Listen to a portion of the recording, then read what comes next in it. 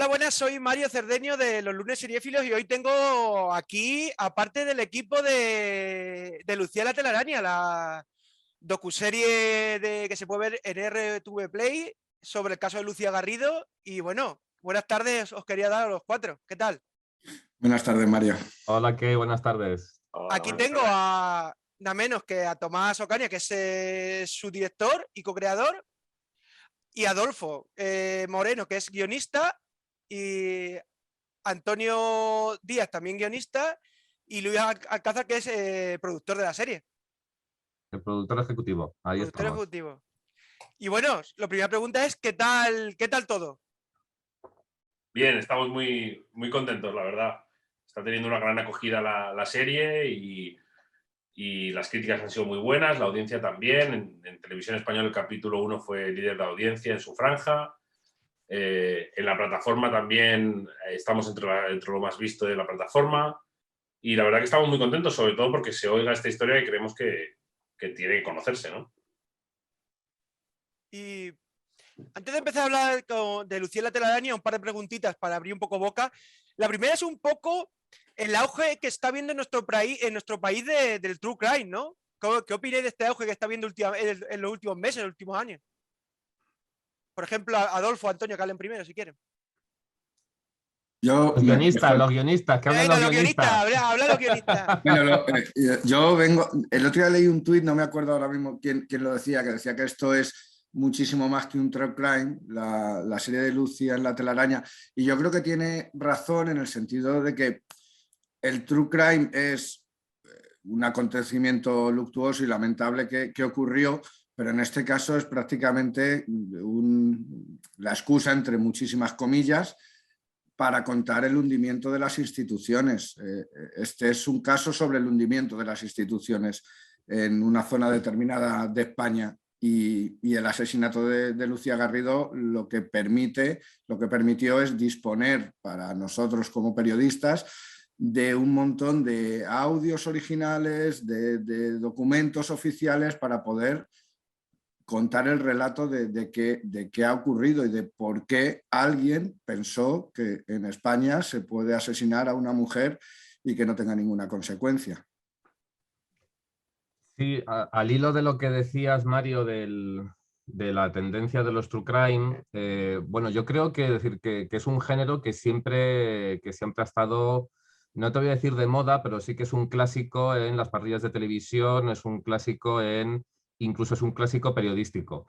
Si retomamos las fuentes del género, que decir que muchas veces está muy relacionado con el periodismo de sucesos, ¿vale? Es decir, siempre ha existido. La única diferencia, yo creo, es que ahora estamos apostando en general más por el rigor periodístico, por un tipo de investigación periodística mucho más pegado a otro tipo de facetas, a esclarecer los hechos, a profundizar en la investigación, a hacer un recorrido más meditado y más reflexivo sobre la posible trascendencia, que es lo que apuntaba Adolfo, que va más allá del true crime, ¿no? Es decir, cuando esa crónica de sucesos al uso se centraba fundamentalmente en la parte morbosa de cada uno de los casos, ¿no? Pero ese interés siempre ha existido. También es cierto que bebe bastante de un género de ficción que tiene mucho éxito, que es el thriller policial, y en ese sentido yo creo que la audiencia tiene ese interés,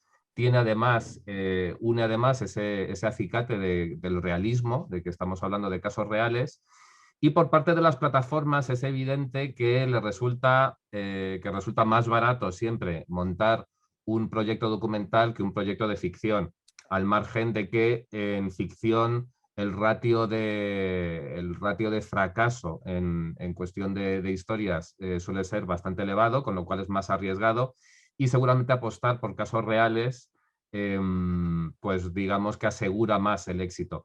En esto he de decir que Lucía en la Telaraña también rompe un poco una lanza por casos más desconocidos, Claro. sin demérito para otros compañeros que han hecho, por ejemplo, ¿Dónde está Marta?, con el caso de Marta del Castillo, o Las niñas de Alcácer, por ejemplo, es decir que Netflix también ha puesto por Alcácer, o Dolores, ¿vale? Con el caso Baninkoff. nosotros hemos recuperado un caso que, si bien ha salido en medios, sobre todo en medios locales, no era un gran conocido de la gran audiencia. No era, es decir, no eran estos casos mainstream que estuvieron ocupando los titulares de los informativos durante muchísimo tiempo. Hemos querido precisamente, lo que decía Tomás, dar visibilidad, porque una de las búsquedas de la justicia es dar visibilidad a este caso, para denunciar todo lo que hay detrás, que es lo que apuntaba Adolfo, esa profundización. Y yo creo que, decir, es como ahí va la tendencia del true crime. Nosotros sí que creo que hemos aprovechado esa tendencia, pero como dice Adolfo, creo que hemos sabido superarla, en el sentido de tratar de trascender un poco más, ¿no? Es decir, de buscar un caso que no fuera el mainstream, de buscar un caso además complejísimo, darle visibilidad y darle un rango periodístico que, sinceramente, yo he estado trabajando muchos años en informativos.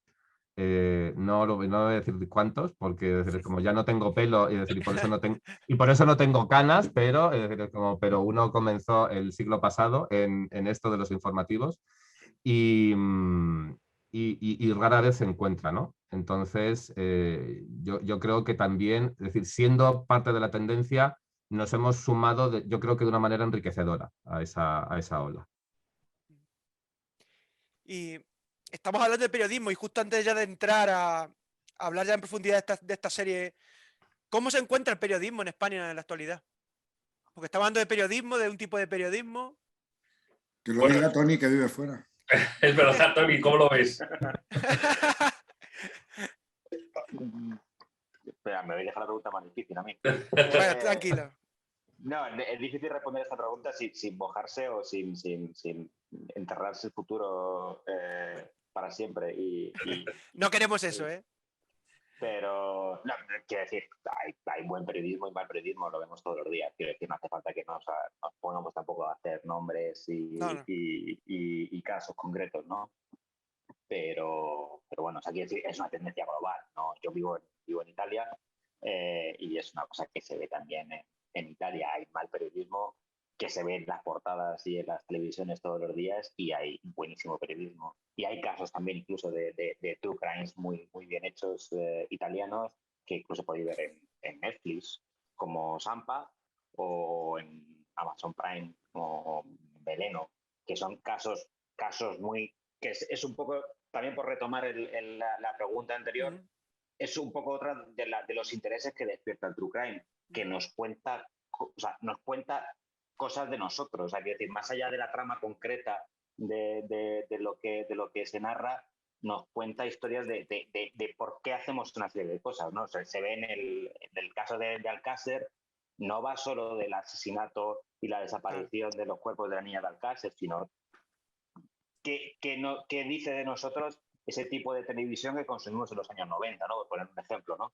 Y en el caso de Sampa, que te citaba antes, que es un caso italiano, que además os recomiendo mucho, no sé, porque igual no es tan conocido, es una comunidad de una especie de santón italiano que creó una comunidad para la rehabilitación de heroinómanos en los años 80 en Italia, y se descubre con los años que hay una serie de cosas que se están haciendo que en realidad es esconder a heroinómanos para que no estén por las calles, ¿no? Y eso también dice mucho de la sociedad italiana de los años 80, en vez de encontrar una solución al problema, lo metíamos debajo de una alfombra, o en el caso, pues en la comunidad que había creado esta especie de santón extremísimo, ¿no?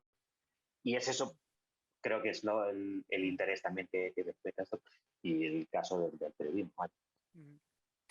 Y la pregunta, ya para entrar ya en Lucía y la telaraña, es ¿cómo surge la idea de llevar la historia de Lucía Garrido a convertirla en serie? ¿Cómo surge? ¿Cuál es el comienzo de ella? La decisión. Bueno, el comienzo de la historia es que yo conozco a Ignacio Carrasco, al guardia civil, al ex guardia civil que veréis en la serie, que es uno de nuestros principales protagonistas, a través de otra fuente, de Ángel Custodio, otro guardia civil con el que tengo relación, que me dice que tengo que conocer la historia. A raíz de ahí empiezo a hablar con Ignacio Carrasco, y es cuando un poco me doy cuenta de lo interesante que es la historia, de cosas que hay que contar, de que no se había contado bien en televisión porque es un producto, o sea, es una historia muy compleja para ser contada en los formatos televisivos tradicionales, en un telediario o en un programa matinal. Muy difícil contar esta historia en bloques de 2, 3, 4, 5 minutos. Yo he trabajado en ese tipo de programas y telediarios y realmente me parece muy complicado. Y bueno, a la vez el hecho de que existen dos fuerzas de la naturaleza como son Ignacio Carrasco y Rosa Garrido, que son dos personajes, dos personas muy fuertes que han luchado mucho por la justicia y que yo creo que merecían que su historia fuese contada, ¿no? Además, por supuesto, del asesinato de Lucía, que tiene que esclarecerse, ¿no? Pero creo que en una primera instancia lo que nos enganchó fue la historia de ellos dos, de Rosa e Ignacio, y cómo se habían juntado en la búsqueda de esa justicia. ¿Y cuánto trabajo y sobre todo cuántas personas hay detrás de esta historia tan compleja como la que trata Lucía la telaraña y cómo ha sido esa labor de documentación? Por ejemplo, los guionistas, que ahí tienen mucho que ver seguramente también. Bueno, los guionistas somos una parte muy pequeña, yo creo que es mejor que la dirección o la producción ejecutiva lo cuente, pero pues desde pues, si lo ponemos en grandes ámbitos, desde la realización y la dirección de fotografía, que en este caso, que además somos aquí todos chicos, ha sido un poco mala suerte, que Sofía Urbich se ha encargado, y yo creo que cualquiera que vea la serie se deleita con las imágenes y la realización que tiene. Ella con todo su equipo, que a lo mejor Tomás o Luis pueden dar más datos, toda la parte que llevaba de periodismo, con 3 redactores, con Rafael González, el subdirector, nuestro compañero que llevaba en la parte periodística, edición, fotografía. Bueno, no sé, Tomás, cuántas personas. Bueno, yo creo que lo interesante aquí es que hemos hecho un esfuerzo muy grande todos por no ser compartimentos estancos, ¿no? Hemos trabajado muy en equipo y desde fotografía han aportado al contenido, desde la parte más periodística han aportado a guión, desde guión han aportado a realización. Creo que ha sido un engranaje muy interesante, ¿no? El equipo es difícil dar una cifra porque ha habido unas 20, 25, están los créditos, 20, 25 personas implicadas, pero bueno, ha habido mucha gente que a lo mejor en tiempo ha estado poco y que lo que ha aportado ha sido mucho, ¿no? Y otra gente que ha estado soñando con esta historia durante un año, entre los que nos incluimos todos los que estamos en esta conversación, escrutando folio por folio, ¿no? Pero bueno, si algo hay que destacar, yo creo es que ha sido un trabajo de equipo en el que creo que las piezas han sido fundamentales para que ese engranaje funcionase. Sí, es decir, y más allá del número de personas, que efectivamente son más de 20, también es muy difícil calibrar eso, porque hay que calibrar también el número de jornadas y el número de horas de cada una de esas personas. Claro, es decir, quizá puesto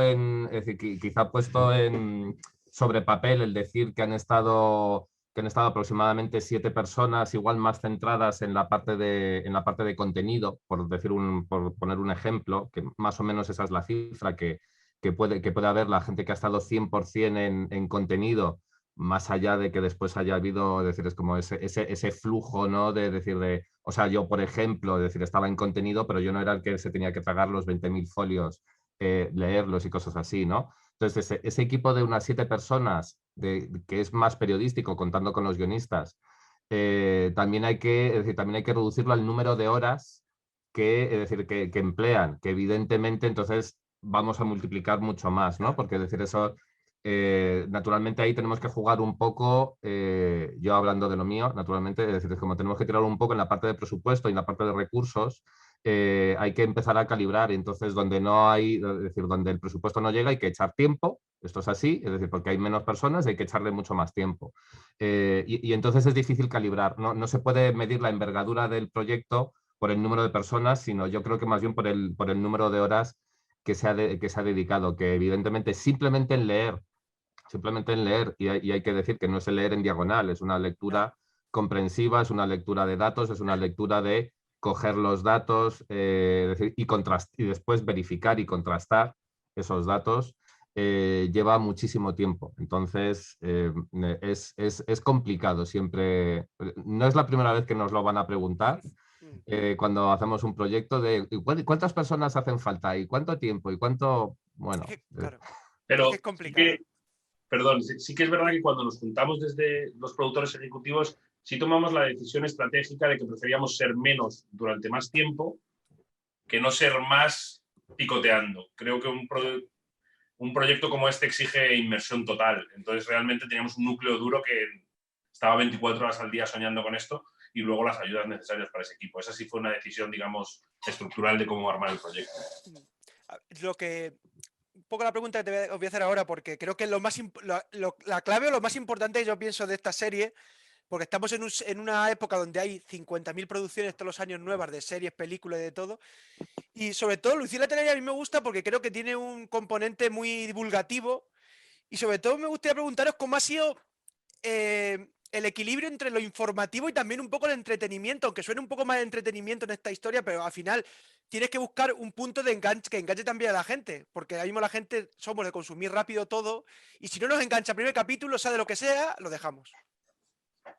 Sí, yo creo que Tony es la persona adecuada para responder esta pregunta, porque además me acuerdo que al principio Adolfo y yo le cogimos y le dijimos, oye, nosotros estamos súper metidos en el periodismo, yo desde la dirección, Adolfo desde guión, pero que conocía la historia desde el principio, había estado muy metido. Necesitamos un outsider que nos ayude a que esto sea contado como una ficción, ¿no? Y entretenido, ¿no? Y ahí es cuando Tony se une a Adolfo y se ponen a pelear esa batalla. Sí, la primera reunión que tuve con Tomás, cuando me contó la historia, y bueno, o sea, quiero decir, cuando te enfrentas a un caso así, una de las primeras cosas que nos dijimos es, vamos a hacer la abstracción en el que nos referimos a este caso como si no fuese verdad, o sea, quiero decir, como si no fuese la grandísima tragedia del asesinato de una mujer y todo lo que va detrás, ¿no? Aquí, entonces, y cuando haces esa abstracción, te puedes referir a él como si fuese un producto de ficción con el que puedes jugar con nudos y giros y ese tipo de cosas. Entonces, a partir de ese momento es cuando empiezas a referirte y a construirla y a pensar en ella como si tuviese un arco narrativo. Y eso, bueno, ha sido un trabajo que hemos hecho desde guión concretamente, pero quiero decir, obviamente, como decía antes Tomás, o sea, quiero decir, ha sido un trabajo transversal en el que obviamente nos hemos puesto todos de acuerdo y incluso con redacción, ¿no? Que había 3 personas en redacción, Irene, Miriam y Víctor, que se sabían el caso de memoria, ¿no? Y si necesitabas algún elemento que te pudiese servir como giro, les preguntabas y te decían, mira, pues a lo mejor este dato te puede servir para construir este tipo de giro, ¿no? Porque me estoy poniendo un ejemplo de cosas reales que han pasado. Y entonces eso es hacer la abstracción de que tienes que mirarlo desde fuera y pensarlo y tratarlo como si fuese un producto de ficción que nos estamos inventando nosotros, ¿no? Y entonces a partir de ahí, pues, construir y pensar cómo hacerlo. Yo, si me permitís, recordando esta primera reunión con Tony, yo me acuerdo que él fue muy, muy claro y lo estuvimos hablando los dos y luego lo hablamos con el resto. Les dijimos, nosotros sabemos cuál es la trama de esta serie que queremos contar, pero necesitamos estar todos a una y ser conscientes de cuál es el tema de fondo.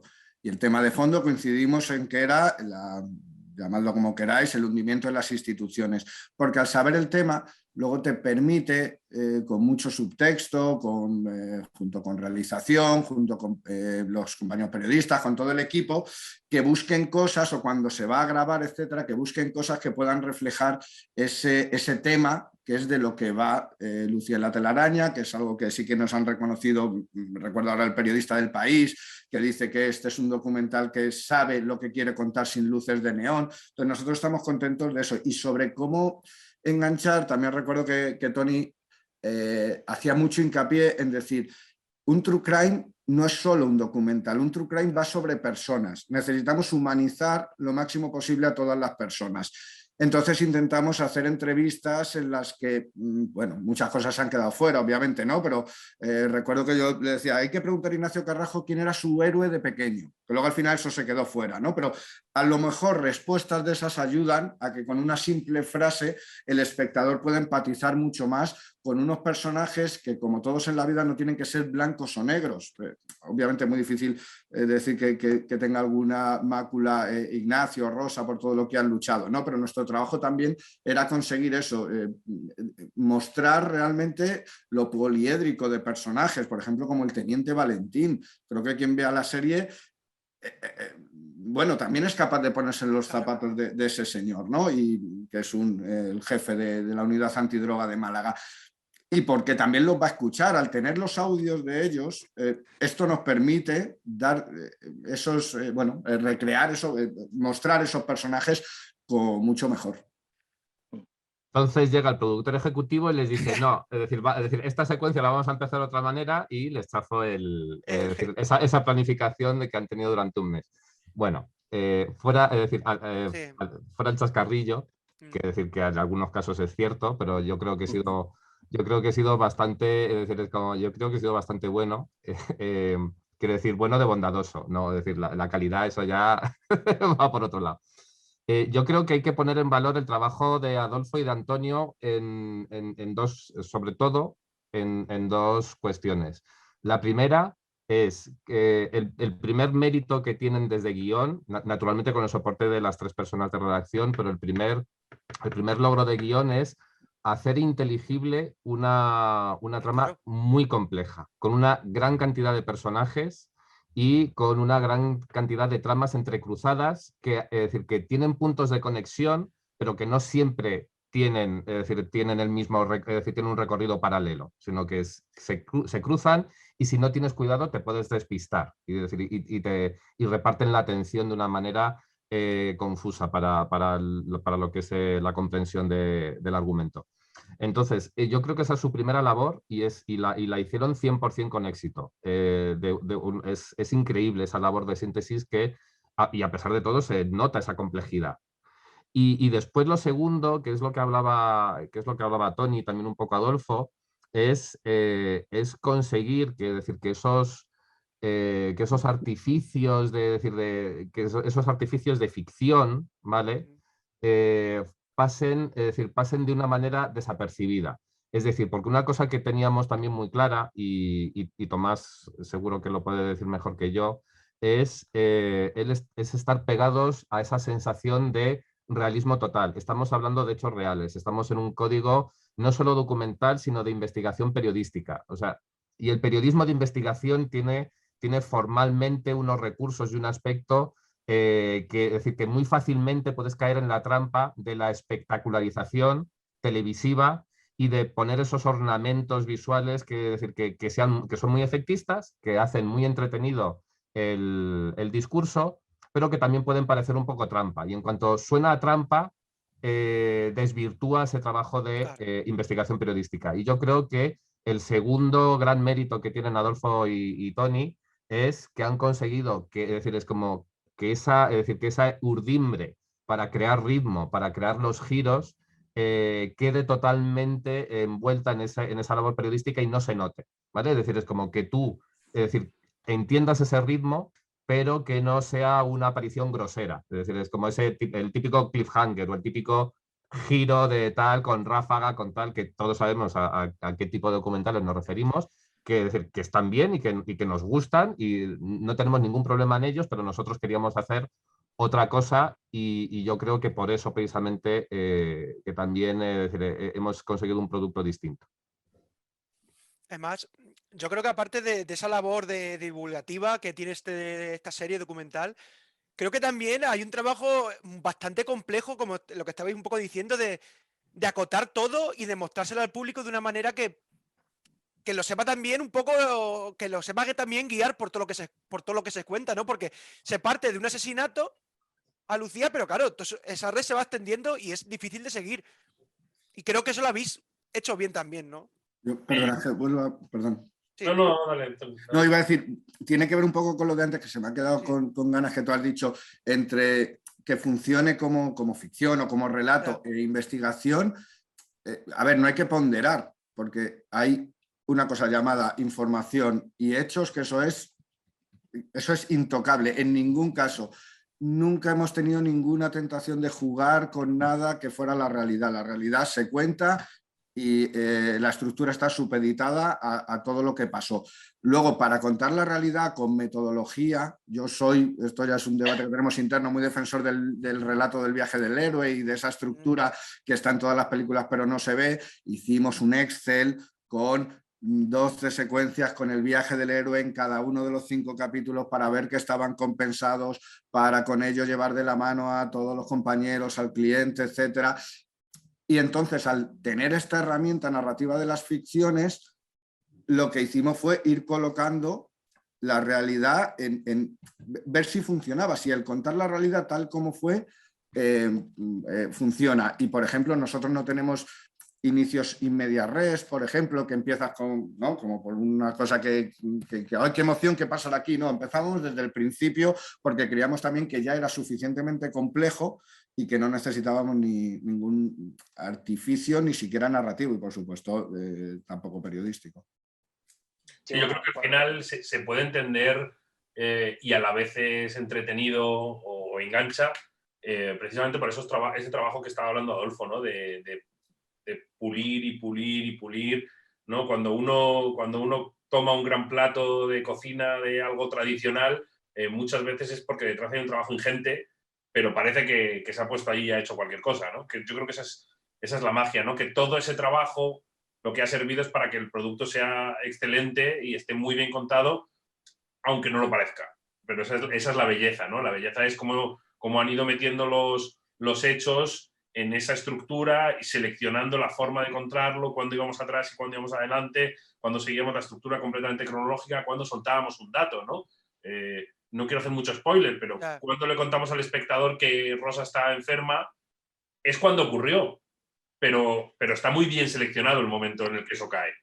Entonces, aunque es la realidad, había que colocarla y había que trenzarla, ¿no? Y además hemos tenido muchas capas, ha habido muchos filtros, ¿no? Porque después del guión llegábamos a la fase de cabina y ahí teníamos a Luis Saavedra, SAC, el ayudante de realización, y a Sofía, la realizadora, que habían estado menos metidos en la fase de guión y entonces hacían un ejercicio maravilloso que era jugar a ser espectadores, ¿no? Lo entiendo, no lo entiendo, esto cómo lo hacemos, oye Adolfo, esto es lo que estoy entendiendo, Tony, ¿puedes darme otra declaración que me ayude mejor a entender esto? Y entonces el guión estaba vivo, ¿no? Y esa ha sido parte de la magia, el pulir, pulir, pulir, pulir, pulir. Es como un buen texto, ¿no? Un buen libro es un buen libro cuando está pulido, pulido, pulido, pulido, y parece que el escritor lo ha escrito de corrido, pero nada más lejos de la realidad. Hay otra cosa que nos estamos olvidando, que a lo mejor es por evidente, ¿no? Pero en este proceso de abstracción en el que una historia real la construimos como si fuese de ficción, una de las decisiones que tomamos por acuerdo de todo el equipo fue que tenía que haber un protagonista, que son 2, pero también, por no lanzar spoilers, uno por motivos no pudo seguir siendo protagonista y al final tenemos a uno y construimos toda la historia a sus espaldas, sobre sus espaldas, ¿no? O sea, quiero decir, como que es el que nos lleva y es el que al espectador le permite identificarse, entender la historia. Hay una grandísima historia de derrota y de frustración que te permite también acompañarle y decir, ¿dónde me lleva esta historia, ¿no? Y eso creo que también es una de las cosas que funciona bien en la serie. Luego también tuvimos una decisión, perdona Luis, de no hacer recreaciones, que respetamos a todos los que nos gusta, pero nosotros creíamos que no era necesario hacer recreaciones. Y mira que hay mucho que tapar, porque en el periodismo de investigación, entre audios, etcétera, pero yo creo que hay, por ejemplo, Sofía y todo su equipo han hecho un trabajo fantástico y también entran opciones que hablábamos antes del subtexto, del tema de fondo de la serie, que ayuda a que sin recreaciones puedas decir mucho más que con recreaciones. Sí, no, en ese sentido, el trabajo de realización y lo que yo llamo puesta en escena, que no es exactamente cuando construyes el decorado, cuando tal, sino la selección de planos, yo creo que acompañan de una manera, es decir, acompañan significativamente, pero sin ser protagonistas, lo cual es también hilar muy fino, ¿no? Es decir, el recurso, por ejemplo, cuando aparecen cables de telefonía, es decir, escuchamos las conversaciones telefónicas, por ejemplo, una cosa así, es significante, es decir, aporta, pero, es decir, es como, pero tampoco está discutiendo el protagonismo con el contenido, que es algo muy difícil cuando cada uno tiene un área distinta y, es decir, y dirección de fotografía podría haber dicho, ojo, que aquí voy a poner, es decir, es como voy a poner sobre la mesa es decir, como mi parte y que todo el mundo se crea, es decir, se note, ¿no? Y yo creo que ahí hemos sido todos bastante contenidos y, es decir, y teniendo en cuenta las imágenes de espectacular belleza que ha conseguido, es decir, que ha conseguido Sofía en algún caso. O sea, que teniendo en cuenta eso, pero siempre estamos algo muy importante al servicio del contenido. Y perdón, lo único que quería decir para que no se nos olvidara, por si acaso, era con eso que había dicho Tomás de la búsqueda de la excelencia. Aquí también tenemos que tener muy en cuenta el equipo de RTV Play, tanto a Agustín como a Patricia, pero vamos, en general toda la gente con la que hemos trabajado en televisión española, es decir, que ellos han aportado muchísimo en lo que es la factura y el terminado final de la docuserie. En el sentido de ellos no han puesto trabas, sino que hemos construido con ellos. Es decir, cuando nosotros encontrábamos un problema y un escollo, es decir, no era un problema nuestro, era un problema de todos, ellos también lo asumían como propio y aportaban soluciones. Y muchas veces hemos encontrado una buenísima solución gracias gracias a Agustín o gracias a Patricia, que hayan aportado muchísimo y que se han metido de lleno también en la historia. Es decir, Patricia Alonso, yo creo que la pobre ya le salían también los datos, tenía momentos de, por favor, ayuda, porque nosotros teníamos al final un equipo, pero ella se lo estaba tragando ella sola y había veces que necesita realmente muchísima ayuda para poder entenderlo, ¿no? Y yo creo que ellos, lo mejor que se puede decir de ellos es que han apoyado y han construido con nosotros. Totalmente, ¿no? En ese juego de capas que hablábamos de pulir, Claro. había un momento en el que nosotros decíamos, bueno, ya está, esto ya está. Y de pronto llegaba el correo de Televisión Española y decías, joder, si tienes razón, si es mejor así, ¿no? Uh-huh. Entonces eso ha sido un gustazo porque hemos tenido otra capa más, ¿no? De pulir y una gente al otro lado, los productores ejecutivos de cadena que no estaban más que por sumar y con los que se podía hablar también, explicarles por qué hemos tomado una decisión, brainstormear en equipo y es verdad que han sido en ese sentido parte del equipo, más que clientes, ¿no? Digamos. Preguntaban por qué. Patricia siempre preguntaba por qué. Entonces, la mayoría de las veces la convencíamos porque tenía un porqué, de las pocas que ella a lo mejor no lo veía claro y las que no, y ella nos explicaba su porqué. Y eran reuniones fantásticas, la verdad. Y es un cliente que da gusto. Le deseo mucha buena vida a RTV Play y que sigan pudiendo trabajar como hemos trabajado nosotros, por supuesto, con una libertad absoluta. Es que no se nos ha cambiado una coma. O sea, no se nos ha cambiado una coma. Por una se han cuestión hecho los editorial. cambios necesarios, pero Claro. no hemos tenido nada. O sea, libertad absoluta, 100%. Y eso es un privilegio. Cuando lo vives desde dentro, trabajar, que tu cliente sea la televisión de todos y ves ese ambiente de respeto periodístico y de libertad creativa es un lujo, la verdad. Y yo creo que lo que ha dicho Adolfo es súper importante, lo del Sí. preguntarte el por qué. O sea, es decir, que te lo haga alguien de fuera está bien para que tú tengas, es decir, pero hay muchas veces que cuando llevas tiempo trabajando y ya tienes una experiencia a tus espaldas, hay cosas que haces un poco de forma automática y de repente pararte y reflexionar, ¿realmente por qué estoy haciendo esto? ¿Funciona o podría encontrar una solución mejor? Que hay veces es decir, que has encontrado la solución mejor y está bien, pero, es decir, pero pararte a reflexionar está muy bien y que los productores de cadena te ayuden a reflexionar y te pregunten por qué y no te digan no porque no, sino que decir, explícame por qué y entonces si tiene sentido vamos para adelante. Yo creo que es un lujo poder trabajar así. Y en esta labor de documentación y de investigación, para no hacer un spoiler, porque yo creo que todo el mundo merece ver esta serie sin saber, si no conoce el caso, saberlo a través de esta serie, que os ha sorprendido mucho todo lo que habéis leído, toda esta información, todo lo que relativo al caso, cómo crece todo esto de repente. ¿Tú qué crees, Mario?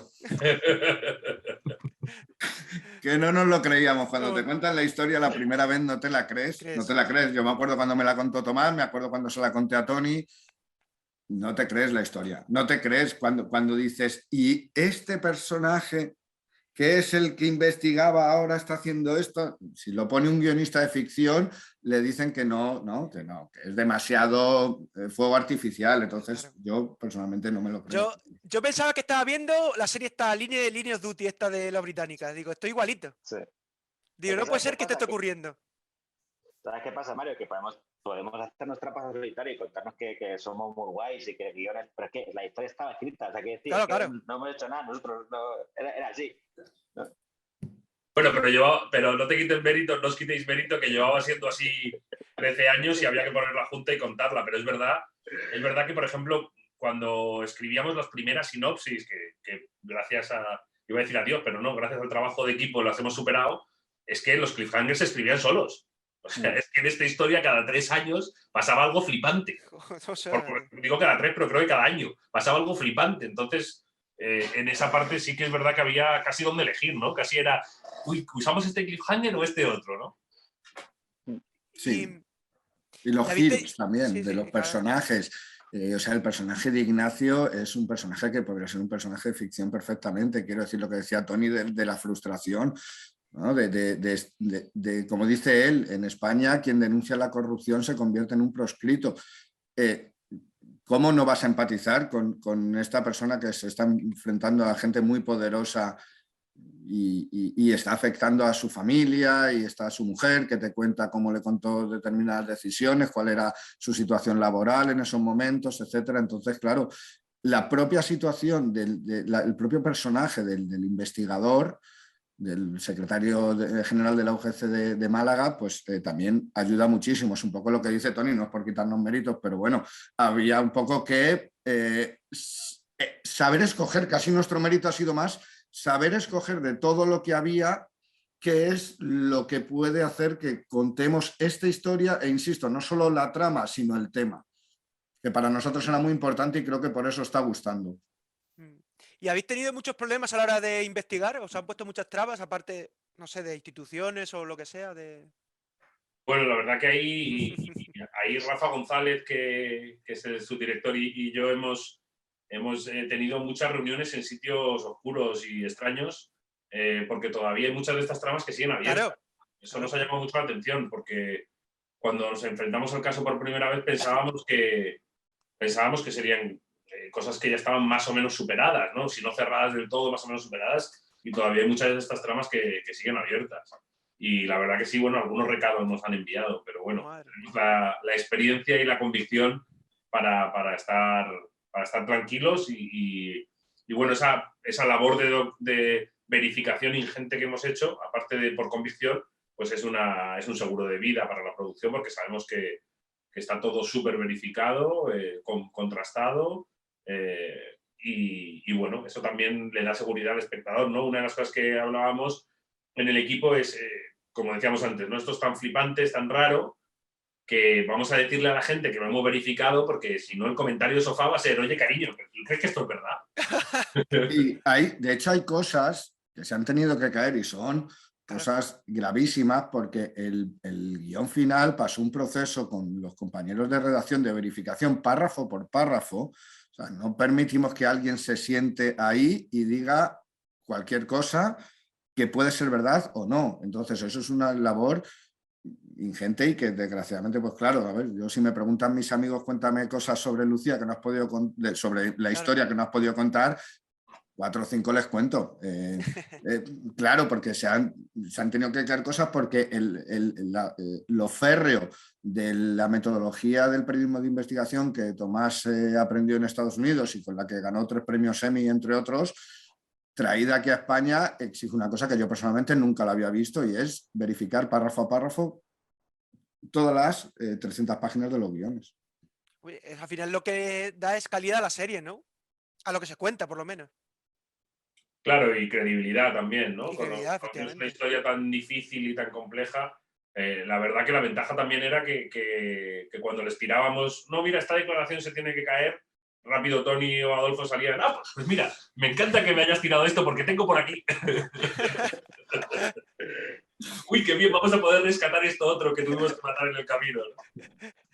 Claro, porque hay otra cosa que, Sí. perdona, Mario, que Sí, no, di, cuenta, que estoy hay interesante. otra cosa que nos ha pasado que generalmente cuando trabajas en, bueno, o sea, quiero decir, Tomás, Rafael, Adolfo y yo hemos trabajado en otro programa anteriormente. Entonces, o sea, que un problema al que nos habíamos enfrentado con anterioridad era que a lo mejor no tenías contenido para rellenar la hora, ¿no?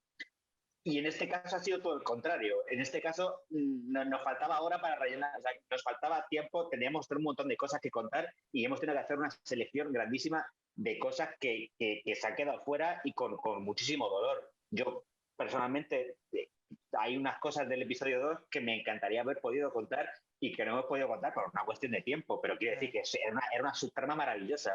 Pero, por ejemplo, ¿no? ¿En cuántas páginas estaba el episodio 2, Tony, la primera versión? Yo creo que estábamos por 70 minutos, 70 páginas. O sea, y nos gustaba todo. Y ahí dijimos, Tony, bueno, pues nada, hay que quitar 30 páginas, venga, vamos. No, es que es alucinante esta historia, ¿eh? O sea, cómo parte de esto y crece de una manera exponencial y yo creo que es, no sé, necesitamos una temporada de 15 o 20 capítulos, por lo menos. Y estamos hablando antes yo para mí que son héroes, porque una pregunta que iba un poco más adelante era, parece que en este país, como estáis hablando antes, creo que hay que ser un héroe para denunciar estas cosas y creo que tenéis muchos héroes en esta serie. Uno de ellos es Ignacio Carrasco, Rosa Garrido o Alfonso López, que es el jefe de servicios de Asuntos Internos de la Guardia Civil. Explícame cómo ha sido un poco el trabajo con ellos, porque son parte importante de esta historia.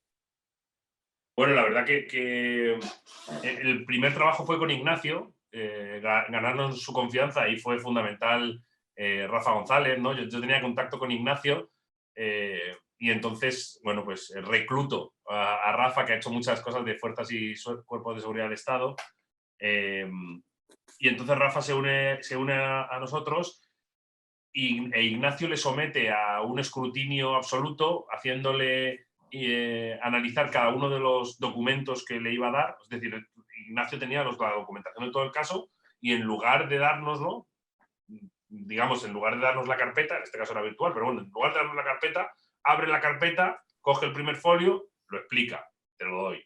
Coge el segundo folio, te lo explico. Toma notas, te lo doy. Bueno, pues esa fue una labor que estuvo Rafa una semana enganchado a Ignacio para ganarse su confianza y demostrarle que nos importaba, que entendíamos lo que estábamos haciendo, que entendíamos la documentación y que estaba a salvo en nuestras manos, ¿no?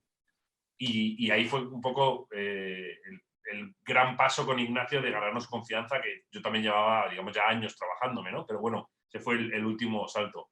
En el caso de Rosa, bueno, como sabes, pues nos dio la entrevista y no tuvimos mucha más relación con ella, pero la relación fue extraordinaria el tiempo que le vimos.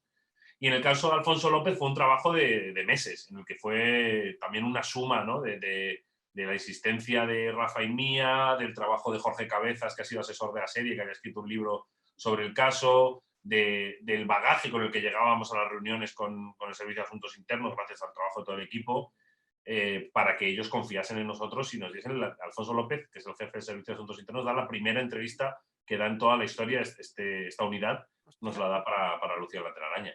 Y fueron también meses de trabajo, de ganarnos su confianza y una de las cosas que hemos celebrado mucho en privado como equipo es que ellos están contentos con el resultado, lo cual para nosotros es un orgullo porque ellos llevan muchos años trabajando y dejándose la piel, y el hecho de que tanto Ignacio como Alfonso, como la familia de Rosa nos felicite por el trabajo y nos diga que están muy contentos con el resultado, bueno, pues es un honor y un orgullo, la verdad. Y a mí lo que me da impresión de esta historia y un poco lo que me da más miedo de ella es un poco que da la impresión de que esto es una historia de David contra Goliat, que Goliat es muy difícil de vencer, ¿no? Por eso es Goliat, si no, no, es como, ahí está también la fuerza de la historia, ¿no? Bueno, no sé, es decir, ¿qué querías decir, Adolfo? Que te he visto con ganas. No, bueno, quería, no habíamos hablado antes de la entrevista, pero bueno, al recordar todo, de Rafa y eso, pues por decirlo y tal, nuestro compañero Rafa, que ha sido el subdirector, pues nos dejó hace este mes, a principios de este mes, y ha sido una noticia como muy difícil para todo el equipo. Y ahora recordando así pues su labor con asuntos internos, con todo, con tantos meses de trabajo, nada, solo eso que lo tenía ahí, si no, no iba a poder decir Dilo. nada en el resto de la entrevista, pero vamos, no sé si alguien quiere decir algo más o podemos ir a David contra Goliat, que es una pregunta muy inteligente. ¿Cómo resolvemos esta pregunta sin hacer spoiler, Tony? Bueno, yo creo que, claro, sin hacer spoiler. A ver, yo creo que es una cosa que es muy interesante en el sentido de que, aparte del contenido de la serie, sabes que hay un interactivo con una cantidad de contenido transmedia, que seguramente Luis y Tomás te podrán contar mucho mejor que yo. Yo he trabajado en el texto, pero quiero decir, como Luis, como experto en transmedia, y podrá contar mejor. Pero quiero decir, esos contenidos lo que hacen es ampliar la transversalidad de lo que toca toda esta serie.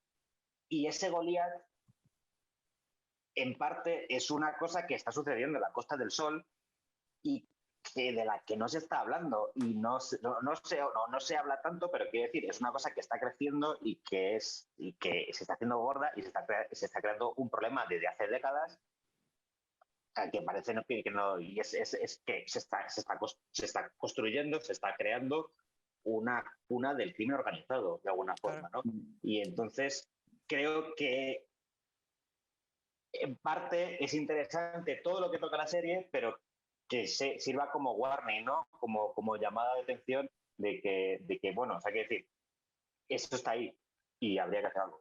Sí, Goliat es el mundo y el poder del narcotráfico, y Málaga, la Costa del Sol, y esto es una opinión muy personal, por lo estudiado en la serie y otros documentales, otros trabajos de otros compañeros, ha estado muy cerca de convertirse en un microestado fallido, donde quien tiene el poder, quien tiene el dinero tiene el poder, y quien tiene el poder corrompe a instituciones, a guardias civiles, a instituciones judiciales. Esto se ve en muchísimos casos, ha pasado en Italia, etcétera. Entonces Málaga iba hacia ese camino. Entonces la guerra, yo creo que Goliat la va ganando, aún hoy. Nosotros acabamos el documental, esto no es spoiler porque es una noticia publicada pero no muy conocida, y es desde el 2018 el Ministerio del Interior cambió radicalmente su política en el Estrecho y en la zona de la Costa del Sol. Sacó a muchísimos guardias civiles que estaban allí por sospechas de sus vinculaciones con el narco, y llevó a policías de otras partes de España allí para ver si gente no corrompida podía solucionar eso, porque, bueno, como todos sabemos, el dinero del narcotráfico es mucho, y la ubicación geográfica del hachís de Marruecos, de la cocaína que viene por Algeciras, etcétera, es tan poderosa que esta es la intrahistoria que contamos para explicar la gran historia de lo que está sucediendo hoy en el sur de España. Por eso, además, es que creo que la historia de Lucía, que comienza con ese asesinato de ella, sirve para contar otra historia más grande, ¿no? Y eso creo que es también una de las grandezas, por así volver a decir, grandezas de esta serie, ¿no? Es lo que comentaba Adolfo al principio con... yo me harto de decirlo cada vez cuando me traen un proyecto nuevo, y es decir, que yo habitualmente soy el encargado de revisar y valorar su viabilidad, si resulta interesante, si está bien construido y tal. Una cosa, y también en mis clases, que doy clases en la universidad de guión precisamente, es la premisa. Esto, es decir, es como, esta historia, ¿qué es lo que quieres contar con todo esto? O sea, decir, más allá, decir, algo que me puedas decir en una frase, es la premisa, la premisa temática, que es lo que decía Adolfo.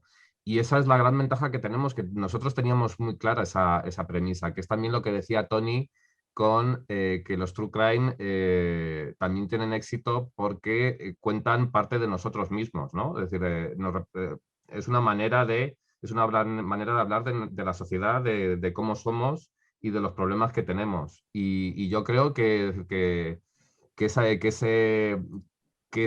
búsqueda de la justicia ante la podredumbre de las instituciones y cómo hay determinadas personas, incluso dentro de esas instituciones corruptas, cómo se levantan contra ella y cómo luchan para reivindicar la justicia, es la parte fundamental y es lo que hace que cobre sentido todo, ¿no?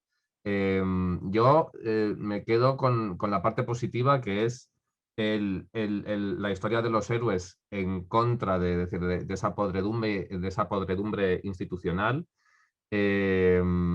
O sea, más que poner el énfasis en ese hundimiento, pero sí que es cierto que hay una cosa que además yo he detectado por lo que los comentarios de la gente en redes sociales o lo que me cuenta a mí la gente de la serie cuando lo ve, es esa impresión de Dios mío, las personas que se supone que tienen que protegernos, las personas que tienen que reivindicar y luchar por la justicia y proteger al ciudadano y velar por las leyes, son las personas que están corruptas. Yo lo comparaba con, es decir, hay determinados territorios de México a los cuales no llega el poder estatal, no llega la policía, no llega el ejército, Claro. y entonces eso es una ciudad sin ley, ¿no? Es decir, son territorios que, insisto, Tomás lo sabrá bastante mejor que yo, que ha estado al otro lado del charco y ha tenido mucho más contacto con ese tipo de situaciones.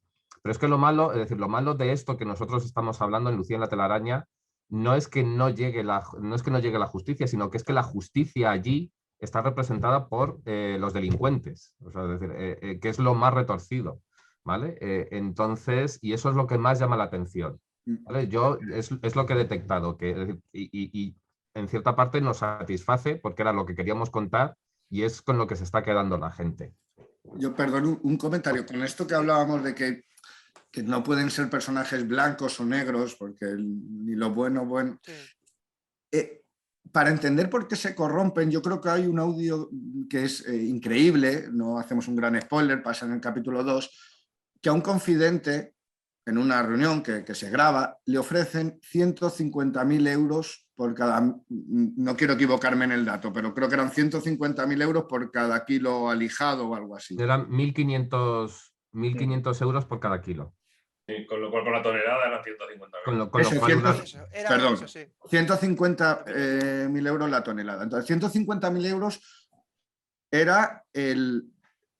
el salario de, no sé, 5 años de un guardia civil, 6, 4, me da igual. Quiero decir, le estás diciendo a unas personas que por trabajar, no sé, 3 días, tampoco sé cuánto se tarda en esto, ¿no? Pero por trabajar unos días vas a tener el dinero de dentro de 6 años.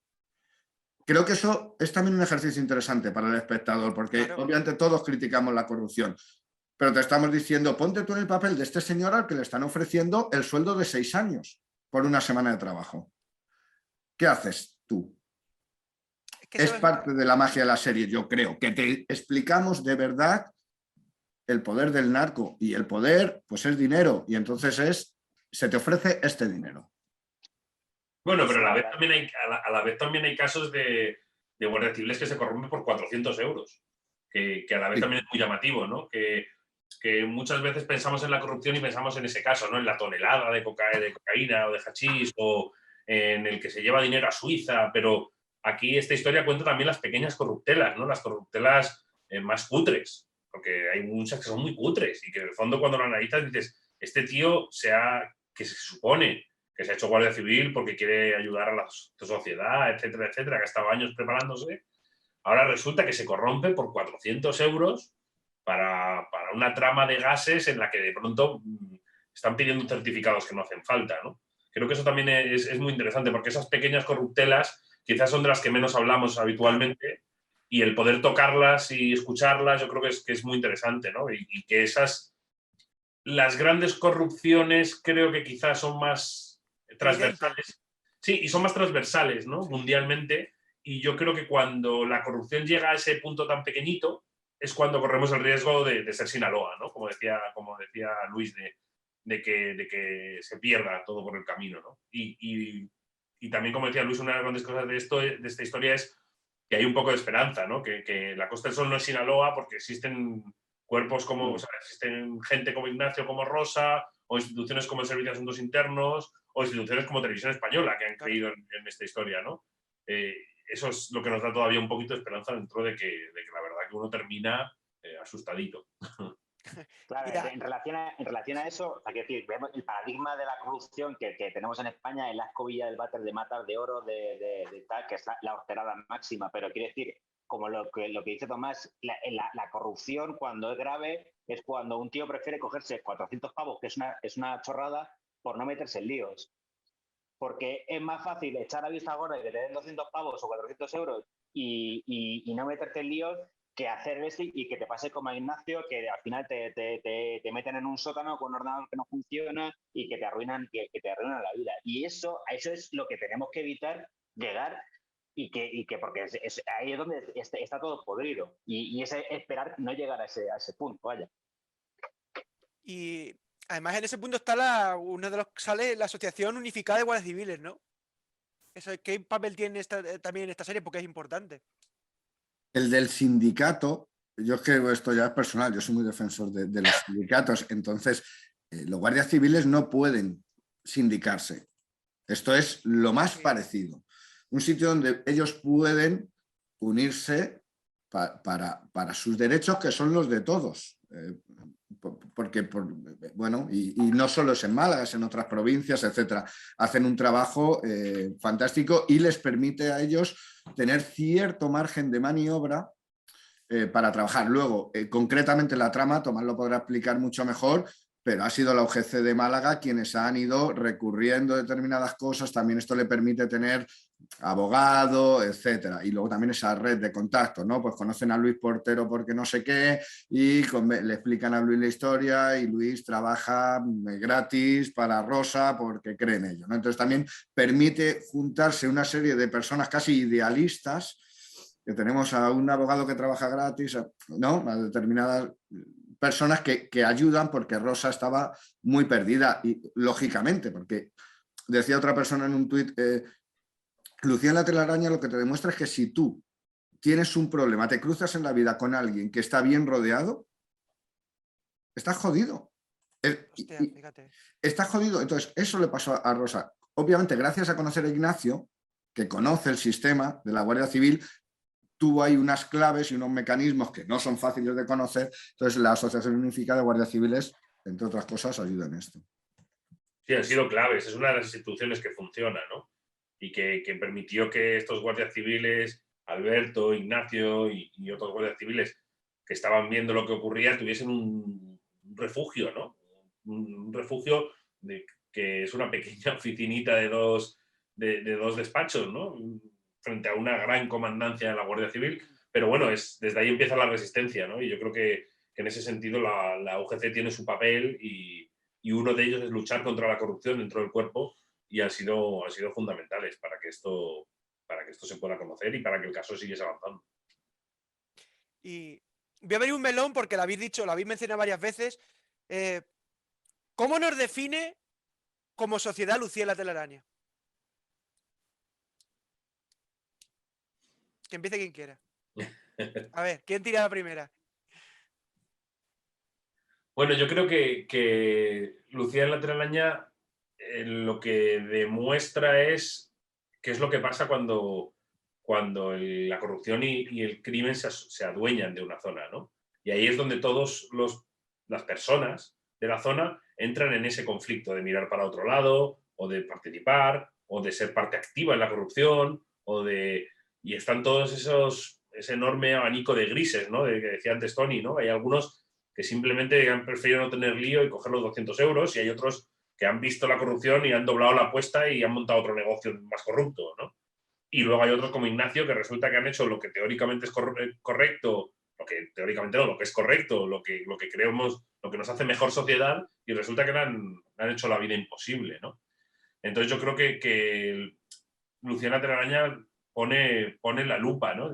Nos preguntan muchas veces, ¿qué habéis querido hacer con Lucía en la telaraña? ¿No? Yo siempre recurro a esa frase del periodismo, ¿no? Que dice que el periodismo es encender la luz para ver cómo las cucarachas corren a esconderse. Y lo que pasa que aquí cuando encendimos la luz aquello estaba petado. Estaba petado de cucarachas, parecía aquello Men in Black.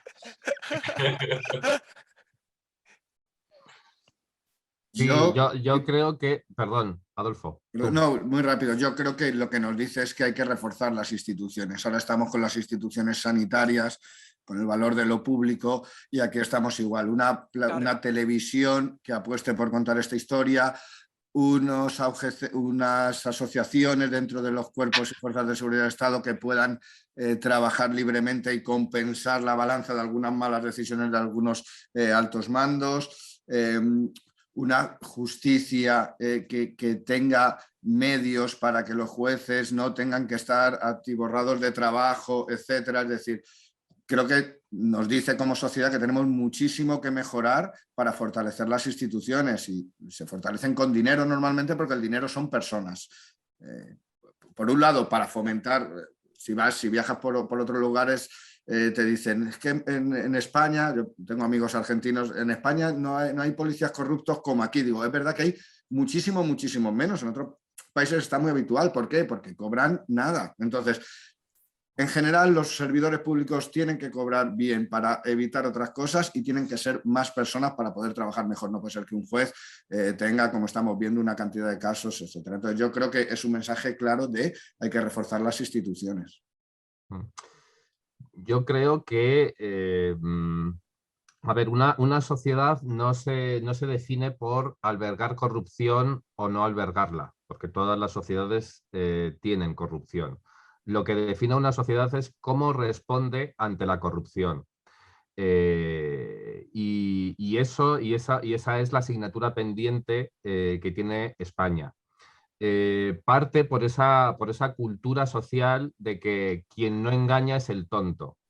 ¿Vale? Es decir, esa corrupción de por 200 euros, por 400 euros, viene de esa filosofía de no estoy haciendo mal a nadie, realmente esto no va a repercutir, y son 400 euros, ¿qué más da? No estoy vendiendo a mi madre por 3.000 euros, estoy haciendo una pequeña corruptela. Y esa sensación, esa cultura de que quien no engaña es el tonto, es lo que tenemos que superar.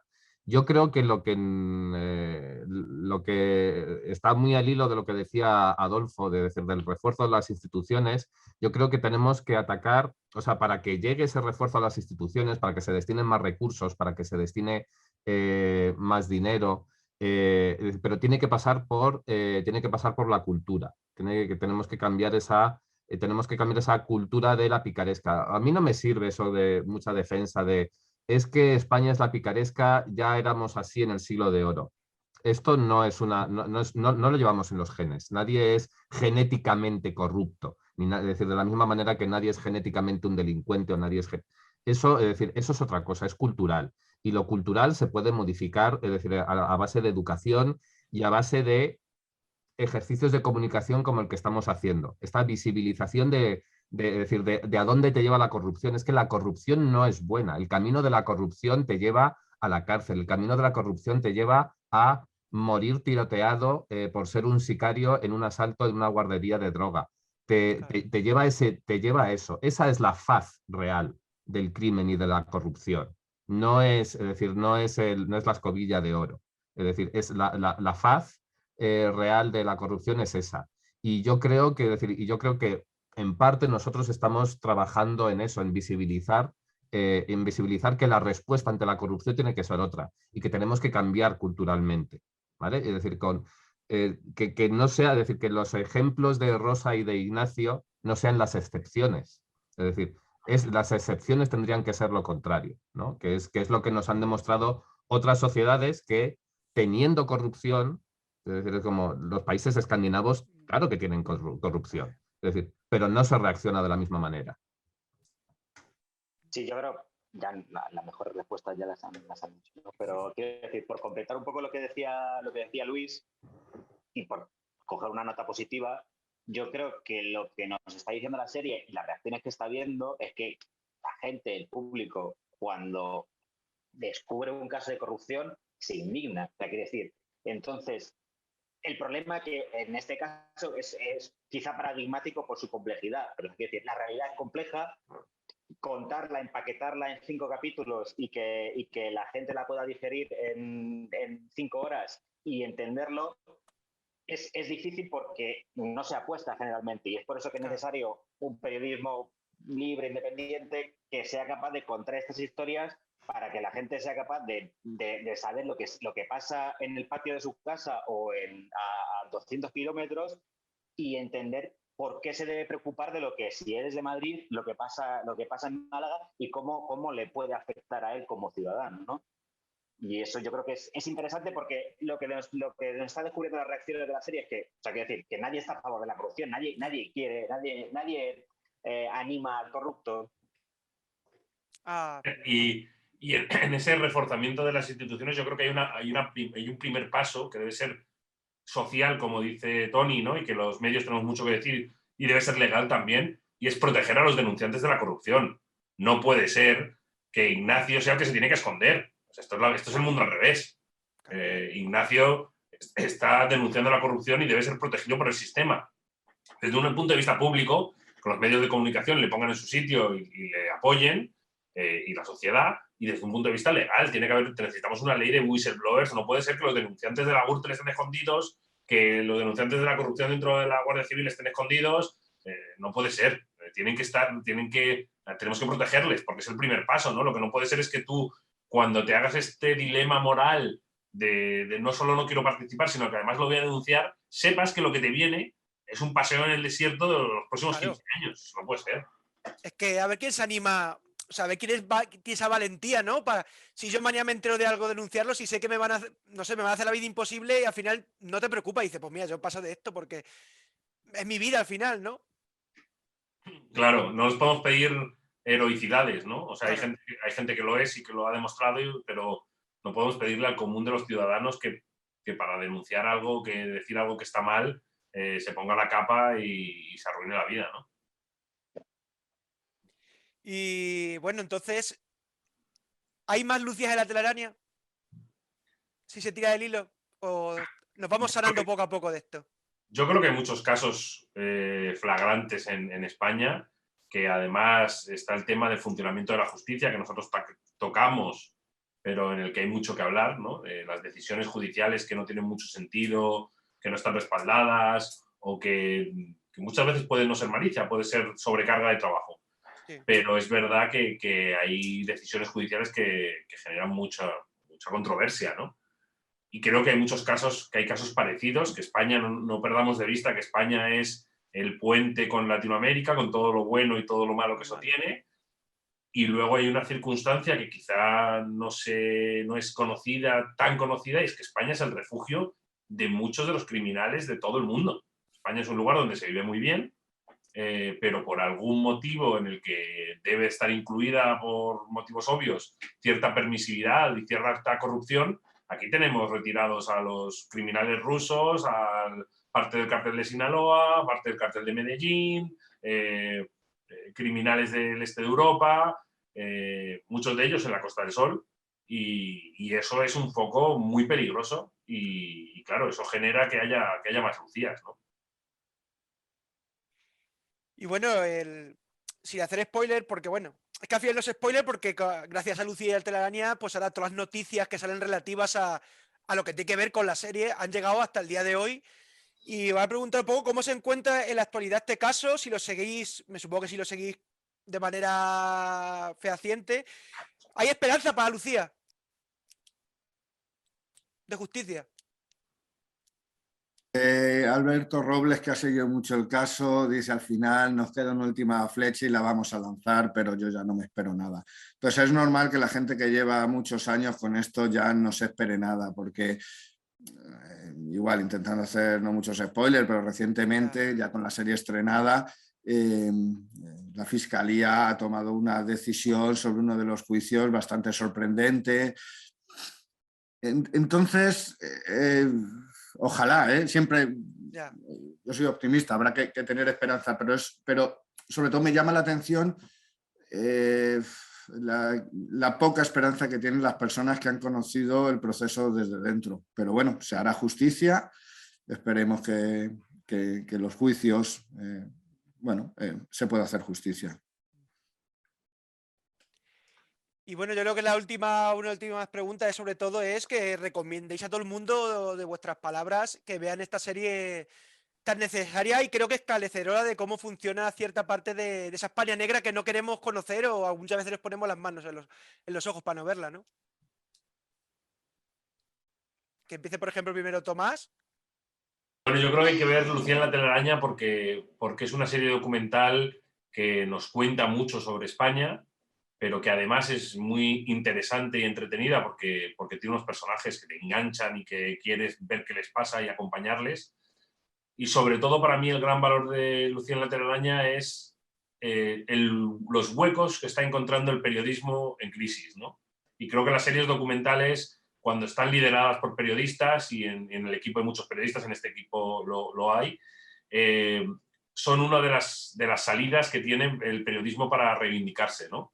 Ahora tenemos 5 capítulos para contarlo con calma, para poder hacer investigación, para poder contarle a la gente lo que pasó, y además tenemos herramientas de ficción para que sea interesante, y además tenemos una grabación de altísima calidad para que cuando lo veas te interese. Entonces, para mí como periodista de investigación y como creador, creo que la magia de las series documentales, y en concreto de Lucía en la telaraña, es contarte un caso así, desde el rigor, la sobriedad y también, que sea muy entretenido y muy digerible, ¿no? Que te enteres sin que sea un gran esfuerzo, sin tener que leerte un artículo de 15 páginas que, bueno, pues, desgraciadamente o no, los tiempos cambian y ahora hay muy poca gente que se lea un artículo de 15 páginas. A ver, Adolfo. Yo diría que, no sé, a las personas que le gusten las series tipo thriller o tipo Narcos, series incluso basadas en hechos reales, bueno, aquí te ponemos el audio. Aquí te vamos a decir cómo esta persona le dice a este no sé qué, cómo este le dice, oye, cuídame esto. Entonces, es Narcos desde dentro. Así lo recomendaría. ¿Y Antonio? Yo diría que la gente que se proponga verlo sepa y sea consciente de que se va a indignar, pero la indignación es un motor muy legítimo para progresar y para mejorar las democracias.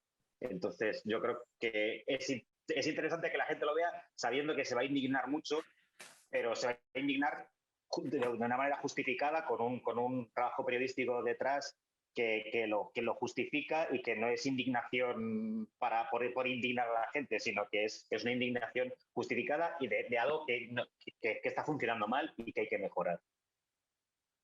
Luis.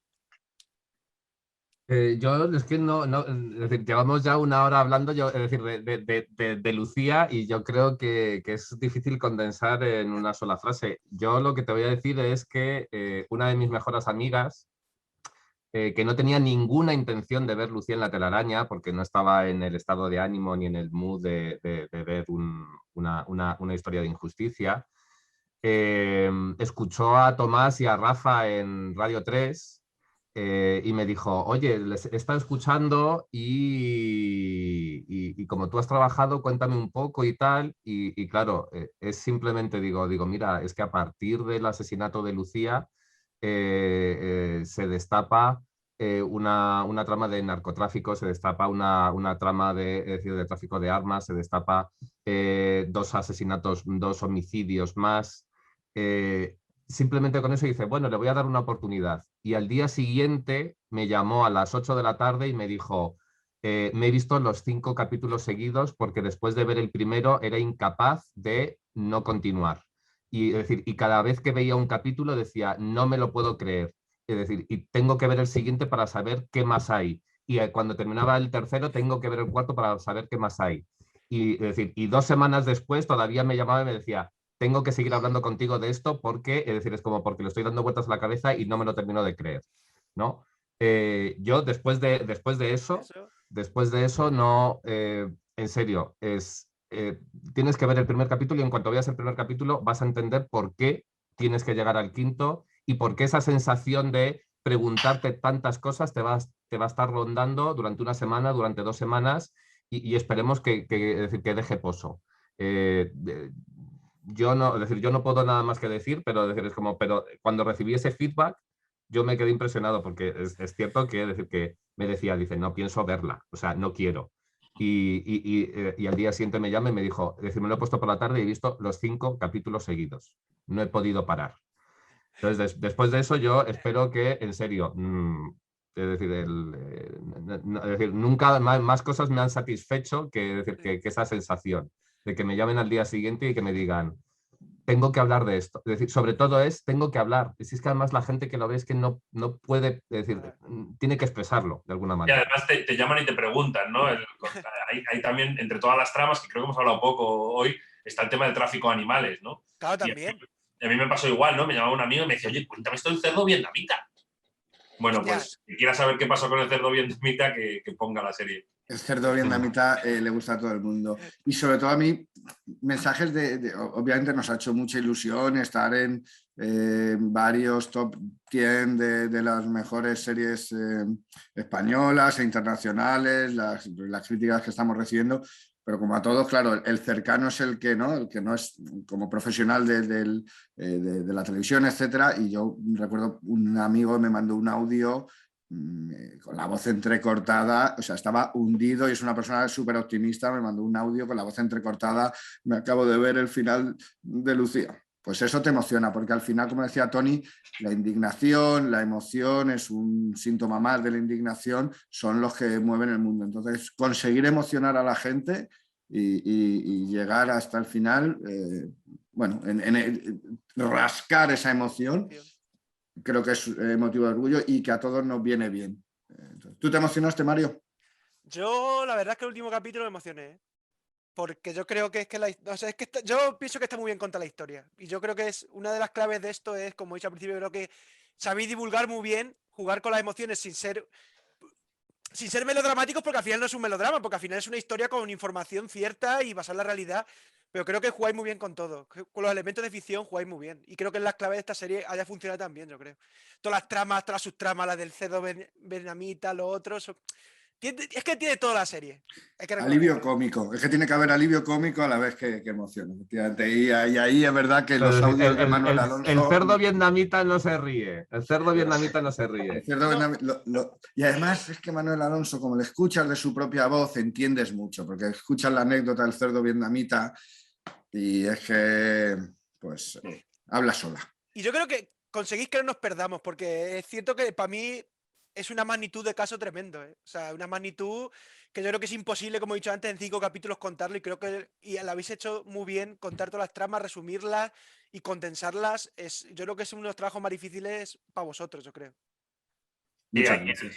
Ahí además le pusimos mucha carne al asador también al paquete gráfico, ¿no? Claro, también. Con Carlos López y con Sac, que vamos a hacer este gráfico y le vamos a decir a la gente claramente cuál es el caso, cuál es la foto, ¿no? Que cuando lo estás haciendo y te conoces mucho la historia dices, igual es demasiado obvio, pero luego cuando lo ves montado dices, no, es que tiene que ser obvio porque esto es muy difícil. Yo se la recomendaba el otro día a una amiga, digo, tú tranquila, si está todo muy bien explicado. O sea, el caso es muy, muy grande, pero creo que no te vas a perder nunca. Sí, pero que no lo vea la gente mirando el móvil, ¿eh? Ah, no, bueno. O sea, tienes que estar atento si tienes hijos que ya se hayan acostado, tienes que estar atento porque es verdad que si no te pierdes cosas, no quiero preocupar a la gente, ¿no? Simplemente que es verdad que es una serie como para estar atento, tiene diferentes niveles de lectura, todo el mundo yo creo que se siente gratificado con entender lo que ha ocurrido, pero es verdad que recomendamos no mirar el móvil, que además es muy sano, como en el cine, te metes al cine y apagas el móvil. Y luego la estrategia transmedia, que hemos dicho que hemos hablado, pero no hemos hablado, pero también hay una estrategia transmedia que también está muy bien para explicar más cositas de la serie, para no perderse y para entrarse de más cositas también, ¿no? Que la gente vaya también.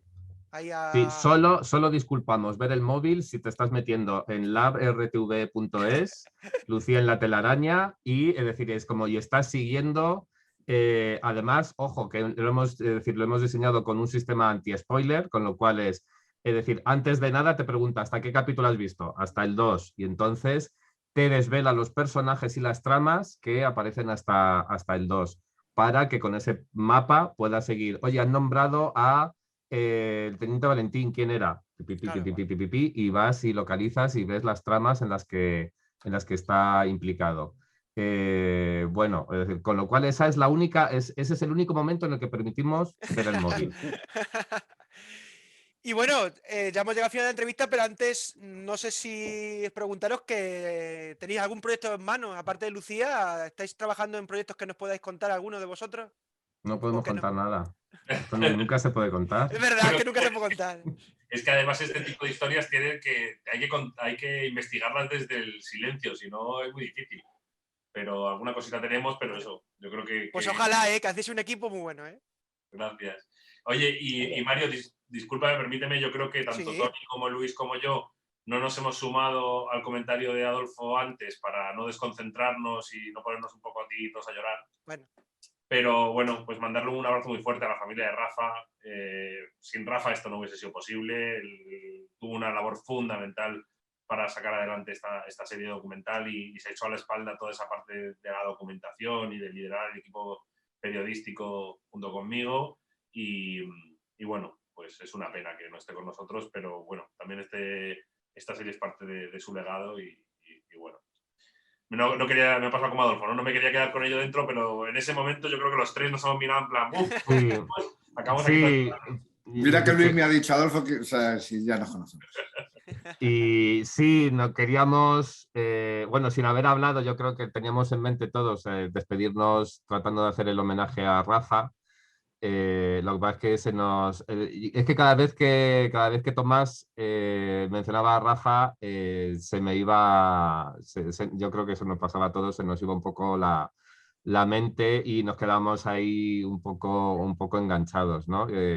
Es muy complicado, es decir, a mí me cuesta mogollón solamente mencionarle y hablar en pasado, es una cosa que sinceramente a mí, es decir, me duele. O sea, me duele pensarlo, me duele decirlo, ¿no? Conjugar el verbo en pasado cuando hablamos de Rafa. Y desde luego desde aquí que vaya nuestro más sincero homenaje, como ha dicho Tomás, esto no sería posible sin él y vamos a echarlo mucho de menos y teníamos muchas historias que contar con Rafa, muchas historias juntos. Sí, es difícil, quiero decir, bueno, temo repetirme, ¿no? Pero efectivamente es muy difícil, sobre todo es muy difícil durante semanas, porque claro, hablar de Lucía es Sí. inmediatamente pensar en Rafa y en su trabajo y en la convivencia que hemos tenido durante estos meses tan intensos. Entonces, es muy complicado pensar y decir y estar satisfechos por el trabajo que hemos hecho y al mismo tiempo desconectarte o separarte del hecho de que, bueno, pues una de las personas con la que hemos trabajado pues ya no está. Y bueno, sí, pues... Sí. Pues has dejado una serie en su legado muy buena, ¿eh? Puedes estar orgulloso de todo, ¿eh? Eso es. Eso es lo que tenemos que ver en positivo. Bueno, pues ha sido desde aquí un recuerdo a toda la familia de Rafa, el pésame. Y bueno, ha sido un placer hablar con vosotros, con Tomás, con Adolfo, con Antonio y con Luis de esta serie que se merece desde mi punto de vista y no porque estéis aquí, que yo lo digo normalmente, no tengo problemas, es decir, si no me gusta lo digo, porque ahí está mi Twitter, que si no me gusta lo digo. Y ha sido una serie muy buena, me ha gustado y creo que la gente de aquí invito a que la vea porque les va a sorprender mucho desde mi punto de vista, ¿eh? Muchas gracias, Muchas Mario. gracias, Mario. La verdad es que tus palabras desde que te enganchaste a la serie, ibas poniendo ahí los tweets, la verdad, y una persona además tan especialista en la profesión, pues...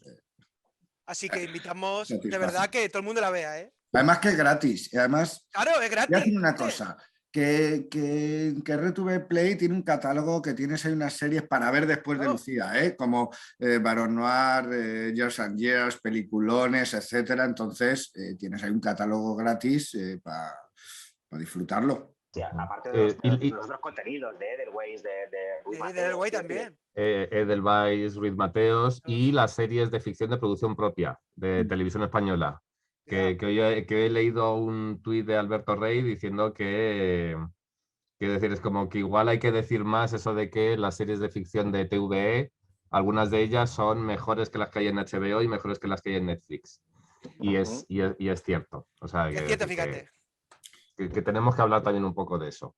Totalmente de acuerdo. Así que bueno, desde aquí nos despedimos de todo el mundo y que nuestra recomendación está hecha, que creo que la entrevista ha sido muy interesante por mi parte, por lo menos me ha encantado todo lo que se ha dicho y creo que habla muy bien de la serie y de todo lo que representa. Y bueno, desde aquí un besazo a todos los que vean la entrevista, así que hasta otra. Gracias, Mario. Muchas gracias. Hasta luego. Espectadores. Adiós. Gracias.